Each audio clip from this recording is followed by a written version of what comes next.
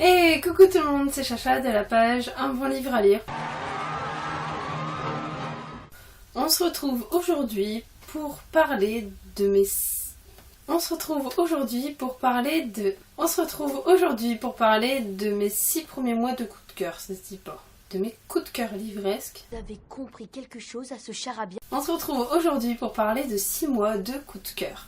Alors je vais vous faire une sorte de petit récapitulatif de tous les coups de cœur livresques que j'ai eu du 1er janvier, donc jusqu'à la fin juin.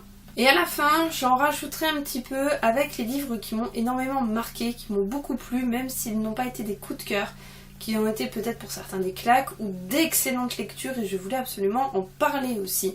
Parce que ce n'est pas parce que ce ne sont pas des coups de cœur que ce ne sont pas des très bonnes lectures. C'est vraiment dégueulasse.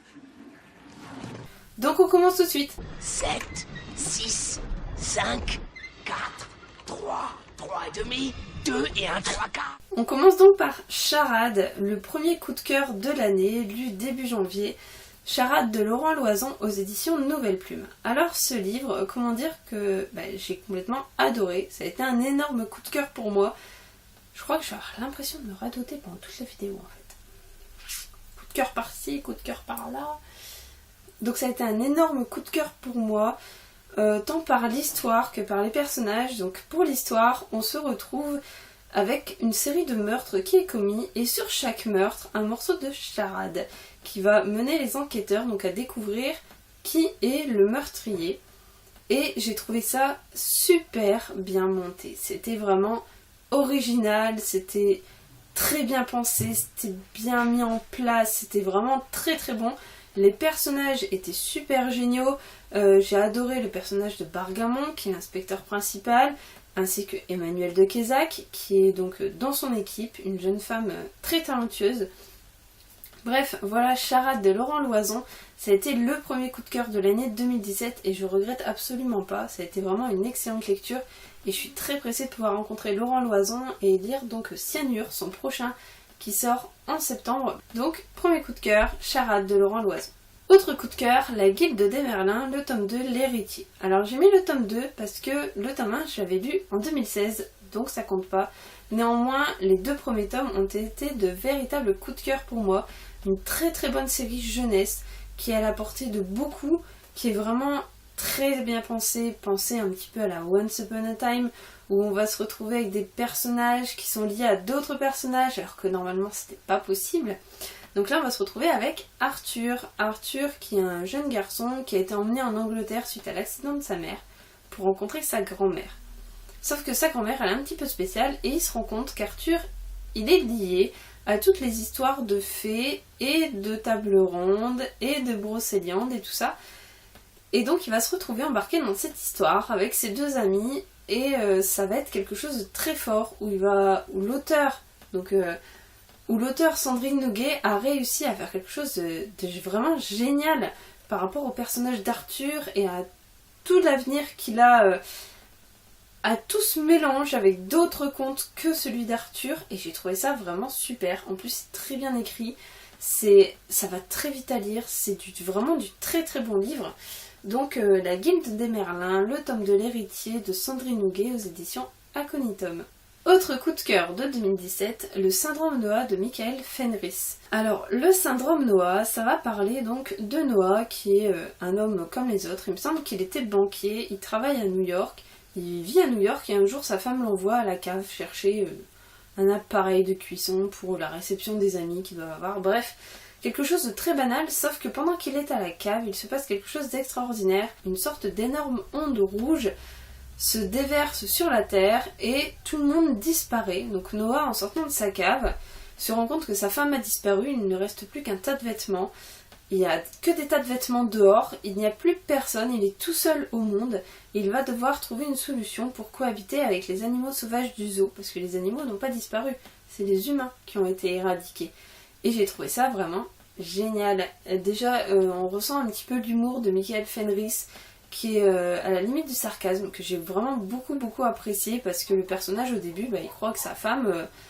elle est partie faire des courses toute nue, quoi. Elle a enlevé ses vêtements dans la cuisine, puis hop, elle est partie faire des courses. T'as trouvé ça bizarre, enfin, je sais pas, Je trouve ça un petit peu décalé et j'aime bien, je trouve ça vraiment chouette. En plus la couverture est vraiment superbe, donc le tigre de la couverture est vraiment en rapport avec le tigre qu'on trouve aussi dans le livre. Le rapport avec les animaux, j'ai énormément aimé aussi ce côté très conservateur de l'espèce animale par rapport à l'espèce humaine et j'ai trouvé ça vraiment super parce que en tant qu'humain, on crée énormément de problèmes sur Terre. Et voilà, je vais pas dire que c'est la solution, mais je trouve que l'idée est très très bien pensée. Donc le syndrome noir faisait partie des coups de cœur 2017. J'ai ensuite lu Vie parallèle de Brice Armand, qui a été lui aussi un coup de cœur. Alors pour un auto-édité, on peut dire qu'il tape fort. C'est un très très bon roman où on retrouve donc l'héroïne, par contre je ne me souviens plus de son prénom, on se retrouve avec l'héroïne qui en fait a les pouvoirs de déplacer son âme dans le passé pour assister à des scènes passées, à des scènes finies, à des dates que elle souhaite. Et donc on se retrouve embarqué avec l'héroïne dans une histoire passée qui est vraiment très bizarre où une fille se fait ausculter par le médecin sauf que la famille après meurt, le médecin meurt, on retrouve tout le monde tué, mourant. C'est vraiment très très très bizarre comme histoire. Et pourtant, c'est amené d'une façon absolument géniale. C'est très décontracté, les personnages sont jeunes, ils sont dynamiques, ils sont bourrés d'humour. C'est vraiment très intéressant ce rapport en plus avec les âmes, avec les esprits, le tout dans un truc très terre à terre, des enquêtes policières. J'ai trouvé ça vraiment très très bien foutu. Pour un auto-édité, il m'a complètement bluffé, ça a été un vrai coup de cœur, une excellente lecture pour moi. Vie parallèle, le tome 1 de Brice Armand. C'était quelque chose que j'ai adoré et que je vous conseille absolument. Autre coup de cœur, L'enfant aux yeux d'émeraude de Jacques Saucé. Je l'ai lu donc sur les conseils de Séverine Lanté et de Cédrina Sédalu. Alors, je vous remercie énormément les filles parce que sans vous, je ne sais pas si je serais allée vers ça. Et j'ai découvert la plume absolument géniale de Jacques Saucé à travers ce bouquin. Il est juste démentiel. On se retrouve avec un homme qui pète un plomb et qui part en cavale, et pendant qu'il est pourchassé par les flics, on apprend que ça faisait quelques jours qu'il vivait déjà avec sa femme morte dans le canapé, qui a du sang de sa fille dans sa chambre mais qu'on ne sait pas où est-ce qu'elle est. À chaque fois qu'il passe quelque part, il y a un mort. À chaque fois, il arrive à laisser un cadavre dans son sillage et donc les flics lui courent après. On se demande pourquoi lui, qu'est-ce qu'il a fait. Donc voilà, j'ai découvert la plume de Jacques Saucé, ça a été un vrai plaisir parce que franchement ce bouquin il est vraiment génial. Un très très bon livre, un vrai coup de cœur pour moi, donc je vous le conseille absolument. On découvre les personnages de Lisa et Daniel qui sont donc des personnages récurrents. Là c'était leur 4e tome. Et on s'attache déjà aux personnages, on les trouve très intéressants, intelligents, malins. Il y a ce côté fuite avec les policiers qui lui courent après et tout ça, ça donne vraiment beaucoup de rythme. Et j'ai vraiment adoré ce bouquin, je vous le conseille absolument si vous voulez découvrir l'univers de Jacques Saucé. J'ai ensuite lu Elijah de Noël Boutou, qui a été un livre absolument génial. C'est un roman noir qui est très très sombre. C'est vraiment très puissant, d'ailleurs je ne comprends pas qu'on n'en parle pas plus, parce que ce livre est vraiment démentiel. Elijah, en fait ça parle d'un jeune garçon qui vit avec un père violent, avec une mère qui était enceinte, qui se faisait taper par le père. Elle finit par mourir sous les coups de son père, le gamin se rebelle, tue son père et donc assiste à l'accouchement de sa mère avec donc le bébé qui sort mais qui était privé d'oxygène, qui donc va être handicapé à vie et qu'il va décider d'appeler Elijah.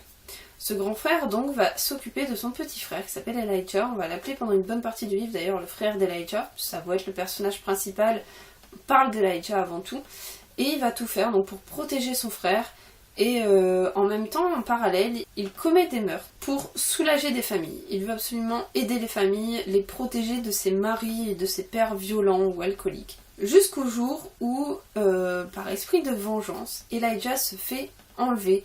Et donc là, le frère d'Elijah va tout faire, mais vraiment tout faire pour les récupérer. On arrive donc sur une partie qui est très douce, où on rentre dans l'ambiance, où la répétition de certains mots, de certaines phrases nous mettent vraiment dans une ambiance très étouffante, très oppressante, autour de cet amour qu'il y a entre le grand frère et Elijah. Et la deuxième partie est très violente, elle est vraiment très axée sur cette vengeance, sur ce désir de récupérer son petit frère. Et la fin, elle est juste énorme. La fin est absolument géniale, c'est vraiment quelque chose d'extraordinaire. La façon dont ça a été écrit, dont ça a été fini, la scène finale, elle est géniale. Je vous le conseille absolument. De toute façon, ça va être que des coups de cœur, donc je vais tous vous les conseiller. Mais celui-là, il mérite vraiment d'être connu. Donc c'est Elijah de Noël Boutou aux éditions Flamand Noir. Achetez-le, lisez-le, il est génial. Je vais ensuite vous parler de Bloc 46 de Johanna Gustafsson. Alors déjà, Johanna, c'est une auteure qui est adorable, magnifique, vraiment d'une douceur et d'une gentillesse énorme. Et donc je l'ai découvert avec Bloc 46. En fait, je l'ai rencontré avant de lire Bloc 46 parce que je voulais aussi Mort dans ma palle. Pouvoir lire les deux si j'avais vraiment ce coup de cœur pour le premier. Et oui, j'ai eu un énorme coup de cœur pour Bloc 46 qui est vraiment... qui nous plonge dans cette horreur qui était les camps de concentration. Dès les premiers chapitres, on est mis dedans, limite on ressent l'odeur qui est transposée à travers ces mots, à travers ces phrases. Tout est puissant, tout est énorme. Dès le début, ça a été pour moi une lecture ahurissante. C'était vraiment transcendant, c'était absolument génial. Et donc dans Bloc 46, on va retrouver Emily et Alexis, qui sont deux jeunes femmes qui se connaissent déjà. Une est flic, une est romancière, et elles s'étaient déjà rencontrées, elles vont se retrouver donc sur le meurtre de l'amie de la romancière, donc Alexis. Et donc tout va partir de là, elles se retrouvent en Suède et à Londres. On retrouve donc des cadavres avec le même signe sur les bras. Et donc les cadavres sont dans un état lamentable et donc forcément s'ensuit une chasse à l'homme pour essayer de trouver qui était ce meurtrier. Et donc avec Bloc 46, on a ce lien entre le présent avec ce meurtrier actuel et le passé dans les camps de concentration, dans cette douleur qui étaient les camps de concentration, et on fait le lien à partir de la moitié. Et pourtant on a beau faire le lien à la moitié, quand arrive le twist de la fin, on se prend tout dans la tronche parce qu'on n'avait pas imaginé une seule seconde que ce que Johanna allait nous dire était possible. C'était vraiment génial, ça a été amené d'une façon extraordinaire et j'ai complètement adoré ma lecture de Bloc 46. Un excellent bouquin, une excellente histoire, une excellente façon d'amener l'histoire. Ça a été vraiment un énorme coup de cœur pour moi, Bloc 46, absolument génial. J'ai ensuite lu Lettres de chair de Peter James. Ça a été pour moi un coup de cœur pour la bonne raison que j'ai découvert l'écriture de Peter James et son personnage principal de Roy Grace, qui le suit déjà depuis pas mal de bouquins, avec celui-ci. Et celui-ci, il était vraiment très très bon parce qu'on est dans un thriller français mais écrit d'une façon anglaise. Tout se passe en Angleterre mais on retrouve les caractéristiques du thriller, du polar français dans toute sa splendeur. Et j'ai trouvé ça génial de vraiment retrouver ça chez cet auteur anglais, de retrouver tout ce que j'aimais dans cet auteur anglais, avec un flic qui est pourtant pas spécialement ce que j'aime d'habitude, c'est-à-dire que d'habitude j'aime bien les flics qui sont très rondes dedans, qui ont du caractère, qui y vont, même s'ils ont un fond très gentil, qui sont très très bons, j'adore les flics, voilà, qui vont de l'avant, qui sont vraiment... qui n'hésitent pas à dépasser leurs limites. Et donc là on n'a pas vraiment le cas avec Roy Grace, par contre c'est un inspecteur qui est très intelligent, qui est très doux, très gentil, et voilà, ça change de ce que je lisais d'habitude, et pourtant on retrouve ce côté très polar français, mais dans cette ambiance anglaise.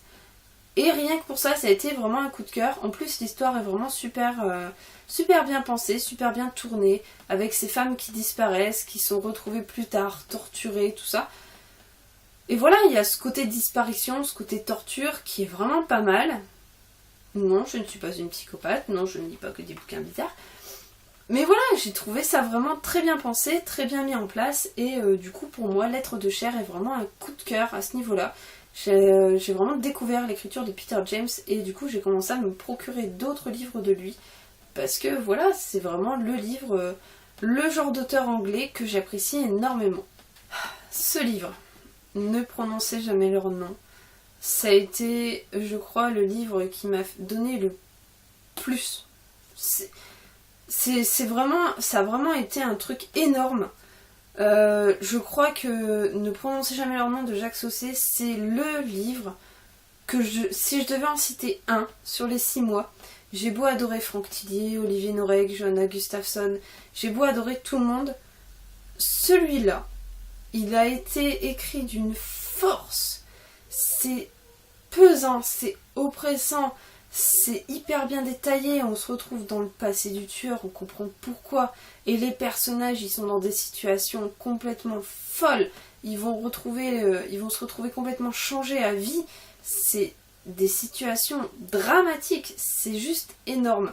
Et ce bouquin, la façon dont il a été fait, ça doit être un pavé, on le dévore, on le bouffe, il est écrit d'une façon magistrale, c'est vraiment celui-là, sur les 6 mois, celui-là qui m'a le plus marqué.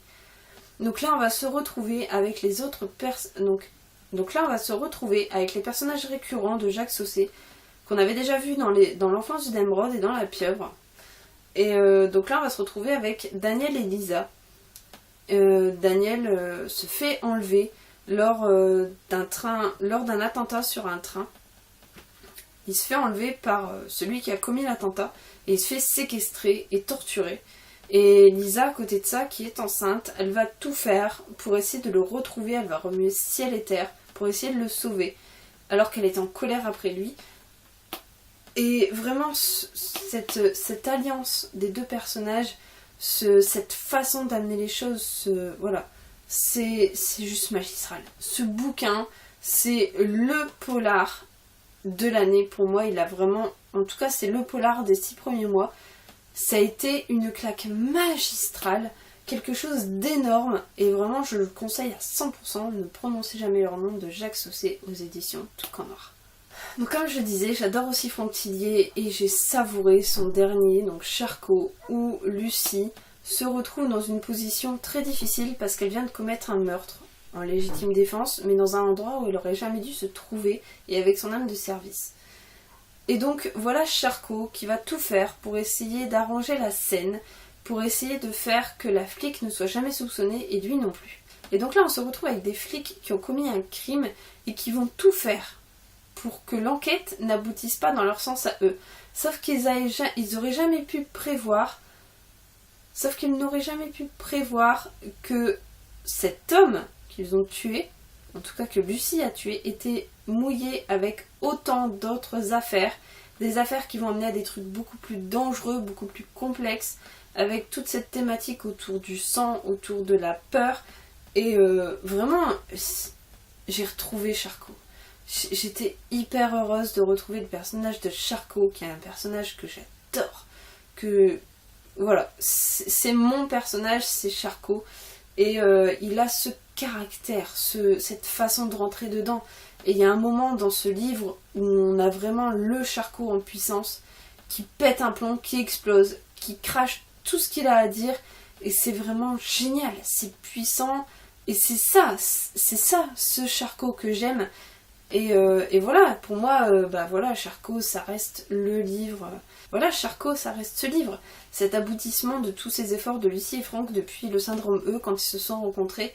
Jusque-là, Charcot, et je sais que Franck Tillier n'a pas fini de faire parler d'eux, et je sais qu'il reviendra avec eux.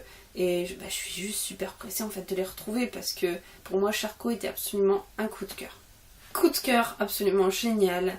Serre-moi fort de Claire Favant. Ce bouquin, on me l'a conseillé, on n'a pas arrêté de me dire qu'il fallait que je le lise, qu'il fallait que je sorte de ma palle. Et quand je l'ai sorti de ma palle, le seul regret que j'ai eu, c'est de ne pas l'avoir lu avant. Voilà, c'était le premier livre de Claire Favant que j'ai lu. Et il est absolument génial. C'est du thriller psychologique. Il n'y a pas tant de scènes de crime, c'est plutôt ce côté vraiment où on a une phrase. Une simple phrase qui fout 120 pages en l'air, qui arrive à vous faire retourner le cerveau en vous disant putain, tu viens de lire 120 pages. C'est pas qu'elles ont servi à rien, c'est que tout ce que t'as lu avant, ça se retourne d'un coup avec un twist de malade qui prend 4-5 mots. Et Claire Favant a ça, elle a cette façon d'arriver à ses fins avec quelques mots seulement, cette puissance dans les mots, c'est absolument génial, c'est vraiment, c'est tordu, et pourtant elle est adorable en tant qu'auteur. Et dans la deuxième partie, on assiste à une scène hyper violente, hyper dure à lire, et pourtant, voilà, on savoure chaque mot, on savoure chaque scène, parce que parce que c'est là, c'est nécessaire que ce soit là, c'est pas de la violence gratuite, c'est de la violence puissante. C'est énorme, c'est juste énorme comme bouquin. Moi je ne peux que le conseiller. J'ai découvert Claire Favant avec celui-là et depuis je ne m'arrête plus. J'ai lu Dompteur d'ange que j'ai surkiffé. J'ai lu, dans ma palle j'ai encore 3 livres à elle.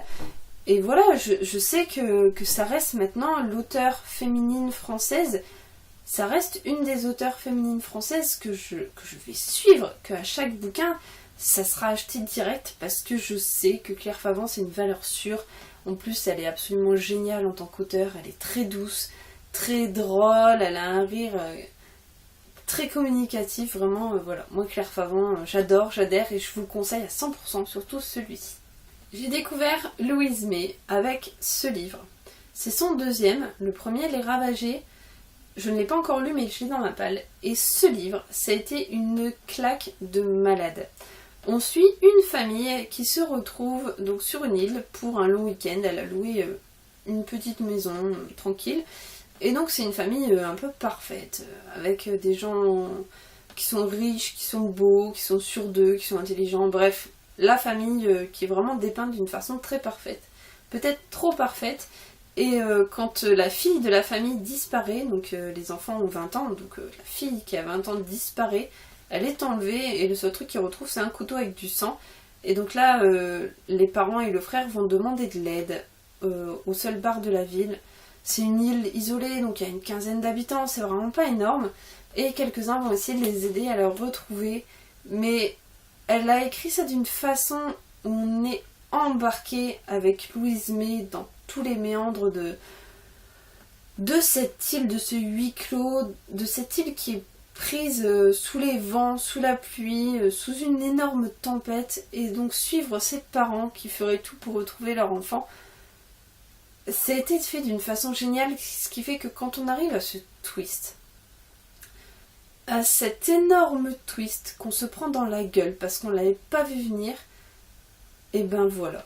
Et ben on arrive là et on est comme des gosses le matin de Noël. On est hyper content de s'être pris ça dans la tronche et on se bouffe la suite. Ça faisait très longtemps que je n'avais pas lu un livre aussi vite. Voilà, j'avais besoin de savoir la suite, j'étais hyper accrochée à l'ambiance et tout ça. Et voilà, j'ai adoré Embrun de Louise May. Alors je sais que beaucoup n'ont pas aimé et beaucoup ont surkiffé. Et donc moi je fais partie de ceux qui surkiffent. Par contre, attention, ne le lisez pas en vous posant plein de questions à chaque mot, à chaque page, en essayant de deviner la suite et tout ça. Non, c'est un livre où vous devez y aller l'esprit libre, l'esprit ouvert, et prendre tout ce que Louise peut vous donner, parce que ce qu'elle peut vous donner, c'est absolument énorme. Les sensations que vous allez avoir pendant le twist, c'est génial. On referme le livre, on claque le livre et on se dit quoi ? Et oui, elle l'a fait, elle a fait ça, et voilà, c'est génial. Embrun de Louise May, je vous conseille à 100%, c'était du coup de cœur. Comment faire 6 mois de coup de cœur sans vous parler d'Olivier Norek ? C'est juste pas possible en fait. Ça, c'est du polar à l'état pur. Territoire d'Olivier Norek, ça a été un surkiff. Moi qui ne pensais pas aimer justement cette ambiance très citée, très sociopolitique. Cette ambiance drogue, cette ambiance gamins de cité qui font que des conneries, cette ambiance violence des cités, c'est vraiment tout ça. J'avais peur, j'avais énormément d'appréhension et en fin de compte j'ai tellement adhéré à Code 93 que j'ai savouré Territoire. Je l'ai surkiffé, on découvre vraiment Olivier dans toute la puissance du 93 et voilà, c'est énorme. L'histoire, elle est hyper bien trouvée. On se retrouve donc avec toute cette histoire sociopolitique où les cités partent en émeute parce que les chefs de bande ont été tués. Et voilà, on est pris au piège avec les policiers, quoi. Territoire d'Olivier Norek, c'est génial. C'est du polar. Vous êtes vraiment avec du flic. Dans cette peau de flic, à suivre l'équipe du capitaine Coste. Dans ce 93, là où, comme un peu partout dans la région parisienne, on se retrouve avec des jeunes qui sont en difficulté, qui sont plongés dans la drogue et tout ça. Et mais c'est génial. Je crois que pour le comprendre, il faut le lire. Et il faut vraiment savourer ça comme un polar, comme cette sensation de vécu qu'il met dedans. Chaque histoire, chaque livre a 80 à 90% de vécu. Et c'est énorme quand on se rend compte de tout ce qui se passe là-dedans. On se dit vraiment qu'il y a d'énormes problèmes. Et c'est juste puissant. Ça rend le truc encore plus puissant. Et voilà, Territoire d'Olivier Norek, un des coups de cœur des 6 premiers mois de 2017. Dompteur d'ange de Claire Favant. Donc oui, on revient à Claire Favant. Quand j'ai lu Serre-moi fort, j'ai pas pu m'empêcher de lire Dompteur d'ange ensuite. On se retrouve avec Max, qui est un homme qui n'avait pas forcément envie de travailler à l'école, donc il est un peu simple. Et puis il sert un petit peu d'homme à tout faire dans un village aux États-Unis. Et un jour, on retrouve un gamin qu'il appréciait beaucoup, mort, violé, et on l'accuse lui. Donc Max, il est envoyé en prison, jusqu'au jour où on se rend compte qu'en fait, c'était pas lui le meurtrier, et donc il sort de prison, et son seul désir, c'est de se venger de toutes ces personnes qui l'ont mis en prison.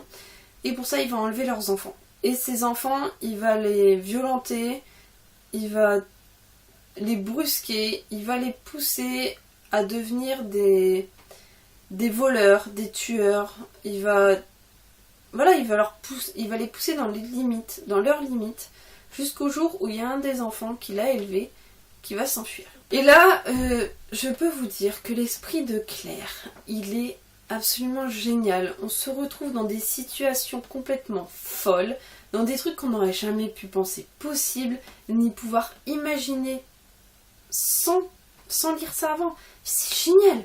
Je ne sais pas où est-ce qu'elle va chercher toutes ces idées, mais c'est absolument génial. Il y a vraiment ce côté thriller psychologique, encore une fois. Il y a de la violence, mais il n'y en a pas beaucoup par rapport à d'autres polars. Celui-là, c'est vraiment du thriller psychologique à l'état pur. Et il est bon, il est très très bon. Et ce qui se passe après, quand le gamin s'est enfui, c'est encore plus fort. C'est vraiment génial d'avoir trouvé ça comme suite, d'avoir trouvé ça comme idée. Voilà, on est pris dans cette plume, dans cette lecture. C'est complètement addictif, c'est complètement sensationnel. Bref, Dompteur d'ange de Claire Favant chez La Bête Noire, il faut pas passer à côté. Vous pouvez pas vous dire que vous le lirez plus tard, il faut l'ouvrir tout de suite. C'était le coup de cœur, le waouh, sur toute la puissance. Il n'y a pas eu une claque spéciale, il n'y a pas eu un twist spécial à un moment donné. C'est plutôt toute cette pression, tout ce déferlement pendant les 500 pages qui fait que ce livre est un coup de cœur. C'est vraiment, voilà, il est juste énorme. Donc je ne pouvais pas ne pas le citer. J'étais obligée. Dompteur d'ange de Claire Favant. Enfin, dernière lecture sur les 6 mois, qui a été aussi un coup de cœur énorme, Sur tension d'Olivier Norek, qui clôt la trilogie autour du capitaine Coste et de son équipe. Et ce bouquin, dès les premières pages, on sait que ça va être un coup de cœur, parce qu'il commence les premières pages avec Victor Coste, qui se confie à un psy en disant qu'il y a un membre de son équipe qui est mort.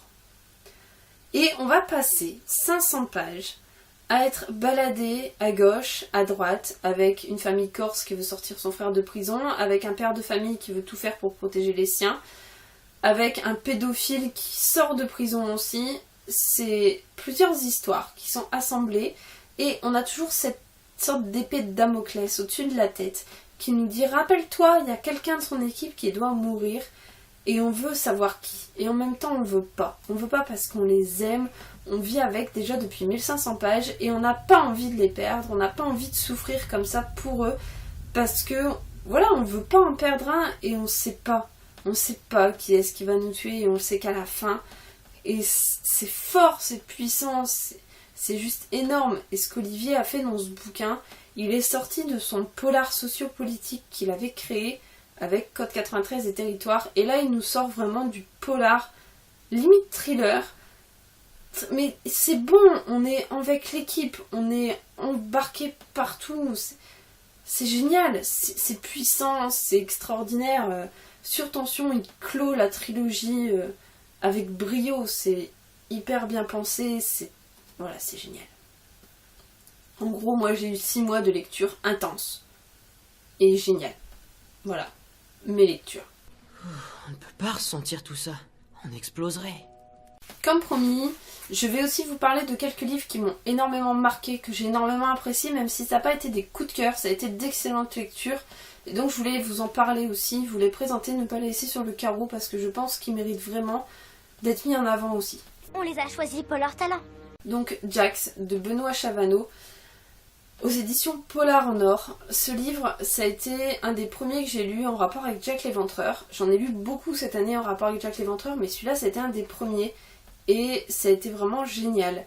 On retrouve, donc on est dans l'époque actuelle, et dans l'époque actuelle, on retrouve des corps au bord de la Tamise. Et donc les inspecteurs vont essayer de comprendre et vont faire le rapport avec l'époque de Jack l'Éventreur, où on avait aussi retrouvé certains corps comme ça, autour du quartier de Whitechapel. Et on va se demander s'il n'y a pas quelqu'un qui copie ce que Jack l'Éventreur fait. Et en même temps, on va repartir sur le passé, sur ce qui s'est passé à cette époque, en 1888, quand Jack l'Éventreur a frappé, quand Jack l'Éventreur a commis ses atrocités pour l'époque. Et voilà, on est vraiment baladé entre les deux époques et j'ai trouvé ça vraiment génial. Les personnages sont pour la plupart féminins, ce qui rend le bouquin encore plus intéressant en tant que femme. Je trouve ça bien d'avoir mis des personnages féminins en avant. Ça a été un très très bon livre, une très bonne lecture pour moi, même si ça n'a pas eu ce coup de cœur. J'ai vraiment énormément apprécié ma lecture. Je voulais ensuite vous parler de L'amour à nu de Charlie Watt. Alors L'amour à nu, ça a été une lecture feel good. Premier livre de Charlie Watt, une auto-édition, et vraiment génial. Un livre super allégé, donc on est avec une jeune fille qui part de Bretagne parce qu'elle rêve d'être journaliste à Paris. Sauf qu'elle ne trouve pas de poste à Paris, donc elle devient boulangère. Et elle fait tout pour rester sur Paris. Et en arrivant à Paris, elle tombe amoureuse d'un homme qui la bouscule, qui la drague, tout ça. Et en fin de compte, il la rappelle pas. Elle se fait des films, elle se fait des imaginations. Et un jour, sa grand-mère lui envoie une boîte, un collier un peu bizarre avec une petite fiole dedans. Et cette petite fiole, elle a des pouvoirs spéciaux. Je ne vous en dirai pas plus parce qu'il faut vraiment le lire. Et en fait, je trouve que Charlie Watt, elle a ce don de pouvoir vous amener sur une histoire qui paraît absolument banale, avec des personnages où vous pouvez vous identifier hyper facilement, et pourtant elle arrive à trouver ce petit truc qui est légèrement différent, qui est fantastique, sa petite touche à elle. Donc dans ces livres, Charlie Watt a cette capacité à transformer toutes les situations complètement banales en situations vraiment extraordinaires. Elle a ce petit côté fantastique qu'elle rajoute sur chacun de ses livres, tout comme dans Il était encore une fois, son deuxième tome que j'ai aussi adoré. Et pareil, on repart sur l'histoire d'un mariage, mais un mariage qui va pas se dérouler exactement comme il le fallait. C'est pas un mariage commun, c'est un mariage vraiment très différent, et les deux personnages principaux sont vraiment des caractères bien trempés. Comme dans chacun de ses livres, à chaque fois elle arrive à mettre en avant des personnages avec des caractères forts, avec des caractères très indépendants, très originaux, très différents de ce qu'on peut trouver ailleurs, des caractères drôles. On est bien dans ces livres, on se sent bien, on se sent comme chez nous, et on a juste envie de les lire, et puis de savourer, et puis de s'amuser avec l'auteur, de s'amuser vers là où est-ce qu'elle nous emmène, parce qu'elle a des idées, elle a beaucoup de très bonnes idées, qui font que Charlie Watt, ça reste maintenant pour moi une auteure feel good à suivre. Je sais qu'elle sort un livre tous les 6 mois, et voilà, il faut aller vers elle, il faut commencer à essayer ses lectures, vous verrez, je suis sûre que vous allez adorer. Je voulais aussi vous parler de Un sac de Solène Bakowski que je n'ai pas mis en coup de cœur mais qui a été une énorme claque. Je ne l'ai pas mis en coup de cœur parce que j'ai vraiment eu du mal avec le personnage principal. Par contre, l'histoire en elle-même, elle est absolument géniale, elle est complètement démentielle. C'est le genre d'histoire qu'on a, voilà, qui nous bouleverse, qui nous chamboule. On parle vraiment avec une petite fille qui est maltraitée depuis la naissance. Depuis déjà dans le ventre de sa mère, ça n'allait pas. Avec sa mère, ça va pas. Elle est aidée par la vieille voisine qui a aidé sa mère à accoucher. Et elle est élevée par cette voisine. Elle ne connaît rien et un jour elle s'enfuit. Elle découvre la vie, une vie différente, une vie compliquée, une vie très difficile pour elle. Et voilà, c'est elle qu'on retrouve au tout début du livre et qui a un sac et qui veut le mettre devant le Parthénon. Et on ne sait pas ce qu'il y a dans ce sac, on ne sait pas, et quand on le sait, quand on arrive à ce twist où on apprend ce qu'il y a dans le sac, on reste complètement sur le cul tellement c'est fort, tellement c'est puissant. On s'y attend pas, on s'attend pas à se prendre autant de violence en si peu de mots, en si peu de choses. C'est juste énorme. Et voilà, franchement, Solène Bakowski là-dessus, elle a réussi un truc magistral avec ce bouquin. C'est vraiment énorme. C'est vraiment plus du thriller psychologique, c'est du roman noir, c'est juste bon, il faut le savourer. Elle a une plume complètement, vraiment différente, originale, très addictive, très... Voilà, c'est vraiment différent de ce qu'on peut lire d'habitude et moi je vous le conseille à 100%. Autre livre que j'avais aussi beaucoup aimé dans mes 6 premiers mois de lecture en 2017, c'était La Veuve de Fiona Barton aux éditions Fleuve Noir. Alors ce livre, ça va parler d'une petite fille qui disparaît et c'est Glenn qui est accusée de l'avoir enlevée, sauf que personne n'a de preuves, c'est que des sous-entendus et sa femme subit beaucoup à cause de ça. Et quelques années plus tard, quand Glenn décède, il y a une journaliste qui va demander à sa femme de parler, de témoigner de ce qui s'est passé pendant ces quelques années où Glenn était accusé d'avoir kidnappé et d'avoir peut-être même tué la gamine. Et donc on se retrouve avec les confidences d'une veuve. Petit à petit, on alterne entre les chapitres où elle est avec la journaliste et les chapitres de ce qui se passe en temps réel à l'époque, quand la petite fille est disparue. On est aussi avec dans la tête de la journaliste et on est aussi avec le policier qui menait à l'époque l'enquête pour savoir où est-ce que ça a mené. Et en fait, tout amène sur une fin. Sur ces dernières pages, ces derniers mots qui sont la clôture parfaite de ce bouquin. J'ai vraiment énormément adoré cette histoire, cette façon d'amener les choses, ce côté passé-présent, cette alternance de personnages. J'avais vraiment énormément apprécié cette lecture, donc moi je vous la conseille à 100%. Je voudrais ensuite vous parler de Retour à Whitechapel de Michel Moati aux éditions HC Éditions. Alors ce livre, je l'ai vraiment adoré. Ça a malheureusement pas été un coup de cœur parce que je crois que je m'attendais peut-être à un truc en plus. Il manquait peut-être juste un tout petit truc pour que ça soit un coup de cœur. Et voilà, on est là, on suit Amelia Pritlow en 1941 qui est infirmière à Londres, donc le Londres qui est en train de se faire bombarder par les nazis, qui est en train d'être détruit à petit feu, et Amelia Pritlow, elle est là, infirmière, en train d'essayer de sauver tout le monde. Et elle apprend par son père, lors de son décès, que c'est en fait la fille de la dernière victime de Jack l'Éventreur en 1888. Et donc Amelia va essayer de remonter sur cette histoire, va essayer de découvrir pourquoi sa mère a été tuée, pourquoi elle, de quelle façon, et qui est Jack l'Éventreur. Voilà, l'histoire va tourner autour de ça, donc on alterne entre 1941 avec Amelia à Londres et en 1888 avec Jack l'Éventreur à Londres, et on suit les deux. On suit les enquêtes du juge après les meurtres, on suit les enquêtes des policiers, on suit les amis des victimes, on suit Jack, sans savoir qui c'est, on le suit pendant ses meurtres, pendant ses délires. Et voilà, on est plongé dans tout ça, dans ce Londres sale, dans ce Londres pauvre. Et vraiment, c'est un bouquin hyper immersif, j'ai trouvé ça absolument génial. C'est un des premiers peut-être à me fournir une explication de qui est Jack l'Éventreur, qui soit logique. Et je sais que Johanna Gustafsson dans Mort a repris donc ce que Michel Moati avait dit dans Retour à Whitechapel concernant l'histoire de Jack l'Éventreur. Et voilà, j'ai vraiment beaucoup aimé ma lecture et je pense qu'il me manquait un tout petit chouïa pour avoir le coup de cœur. Mais ça a été une excellente lecture que je ne peux que conseiller à tout le monde. Je voudrais ensuite vous parler de Malgré elle de David James Kennedy aux éditions Fleuve Noir. Donc là on va se retrouver avec Emma et Tom. Donc Emma c'est une ado qui plaît beaucoup, quand elle est au lycée tous les garçons veulent sortir avec, tout ça. Et Tom c'est du genre casse-cou et ils s'entendaient très bien, ils étaient vraiment très proches l'un de l'autre.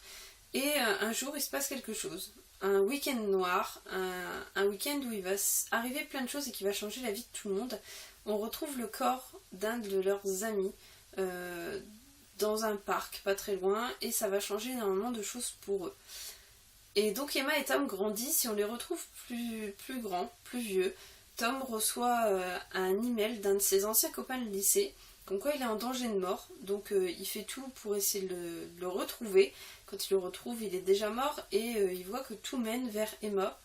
Et donc à eux deux, Emma et Tom, ils vont essayer de remonter toute cette piste, tous ces petits chemins hyper compliqués qui les mènent jusque-là et essayer de remonter la piste de savoir qui les a tués, enfin qui a essayé de tuer leur ami et d'autres amis par la suite.